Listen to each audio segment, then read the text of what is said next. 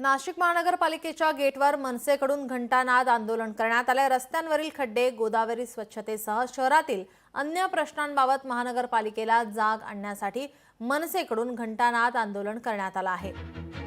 नाशिक महापालिकेच्या गेटवर मनसेने आंदोलन केले। विविध समस्यांवरून लक्ष वेधण्यासाठी हे आंदोलन करण्यात आले।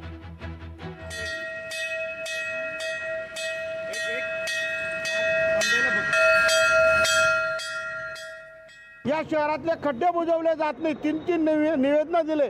एक महिन्यावर पावसाळा आलाय तरी खड्डे बुजवले जात नाही। आणि सिंहस्थ कुंभमेळा 1.5 वर्षावर आलाय आणि दररोज मिटिंगा घेतल्या जातात। प्रयागराजचं भूषण सांगतात आणि मग नाशिकच्या सिंहस्थाचं काय? 3 आमदार या ठिकाणी निवडून दिले। जनतेने एकही आवाज उठवत नाही।